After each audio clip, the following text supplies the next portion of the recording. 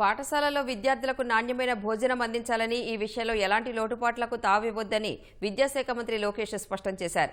మధ్యాహ్న భోజనంలో నాణ్యత సరిగ్గా లేదంటూ ఎన్టీఆర్ జిల్లాలో ఇటీవల వార్తల్లో నిలిచిన పాఠశాలలో ఆయన ఆకస్మిక తనిఖీ చేశారు. మరికొందరు ప్రజాప్రతినిధులు కూడా తమ నియోజకవర్గాల్లో బడులకు వెళ్లి భోజనం నాణ్యతను పరిశీలించారు.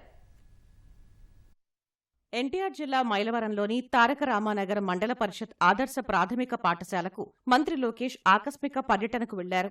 ఇటీవల ఇదే పాఠశాలలో అధ్వాన భోజనం అంటూ పిల్లలతో హెడ్ మాస్టర్ డ్రామా ఆడించినట్లు ఆరోపణలు వచ్చాయి. కుట్రపూరితంగా సోషల్ మీడియా ద్వారా దుష్ప్రచారం చేశారని అధికారుల దర్యాప్తులో తేలటంతో ప్రభుత్వం ఆయనను సస్పెండ్ చేసింది. ప్రస్తుతం ఆ పాఠశాలలో పరిస్థితి ఎలా ఉందో తెలుసుకునేందుకు లోకేష్ నేరుగా బడికి వెళ్లి పిల్లలతో మాట్లాడారు. మధ్యాహ్న భోజనం ఎలా ఉందని పిల్లలను, ఉపాధ్యాయులను అడిగి తెలుసుకున్నారు. అనంతరం భోజనం నాణ్యతను రుచి చూసి తెలుసుకున్నారు. తగిన జాగ్రత్తలు తీసుకోవాలని ఉపాధ్యాయులకు, అధికారులకు సూచించారు. అంగన్వాడీ కేంద్రానికి వెళ్లి పిల్లలతో ముచ్చటించారు. బాగున్నారా? బాగా చదువుతున్నారా? భోజనం ఎలా ఉంది? మీరు ఎన్ని రోజులు ఇస్తున్నారు ఎగ్? 100% 5 రోజులు ఇస్తున్నారా తల్లి? ఇప్పుడమ్మా ప్రతిరోజు ఒక టీచర్ గారు రుచి చూడాలనేది మనం ఒక రూల్ పెట్టాము కదా. మీరు వేసుకుంటున్నారా డ్యూటీలు? ఎవరు చూడాలి ఏంటని? ఇంత పెద్ద వ్యవస్థ అన్నప్పుడు చిన్న చిన్న సమస్యలు ఉంటాయి, ఉండకుండా పోవు. ఒకసారి అంటే పొరపాటు, రెండోసారి జరిగితే అలవాటు. అందుకే వచ్చాను, ఏం కంగారు ఏం లేదు. నాకు కూడా పెట్టిస్తారా? ప్లేట్ ఉందా ఒకటి? చిన్న ప్లేట్ ఇరా. నీదా? తినేసావా? Okay, thank you Bujji.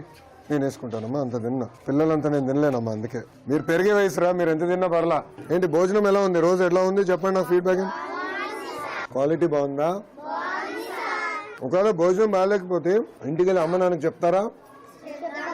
So అమ్మ నాన్న ఫోన్కి నేను ఫోన్ చేసి కనుక్కుంటే కరెక్ట్గా తెలుస్తుందా అన్నం ఎలా ఉంది ఏంటని? తెలుస్తుందా? ఓకే, ఇంకోసారి జరగకుండా చూసుకోవాల్సిన బాధ్యత నా పైన ఉంది, నేను చేస్తాను. మీరు బాగా చదవండి, ఓకే? బాగా చదువుతారు కదా? ఓకే అమ్మా, థ్యాంక్ యూ రా, ఉంటా, బాయ్ అమ్మా. మీరందరూ ఈ మధ్యాహ్న భోజనం పథకం కానీ అన్ని చాలా క్లోజ్గా వాచ్ చేయాలి. ఇంకొకసారి కానీ కంప్లైంట్ వస్తే చాలా ఫర్మ్గా ఉంటుంది డిపార్ట్మెంట్ మీద. ఇప్పుడు ఫుడ్ టేస్ట్ చేయాలని మనం చెప్తున్నాం. మీల్ మానిటర్ చేసుకోవాలి ఎవ్రీడే, డిఓలు కూడా మానిటర్ చేయాలి. నంబర్ 1. నంబర్ 2, ఇప్పుడు పేరెంట్స్ ఫోన్ నెంబర్స్ అని మన దగ్గర ఉన్నాయా?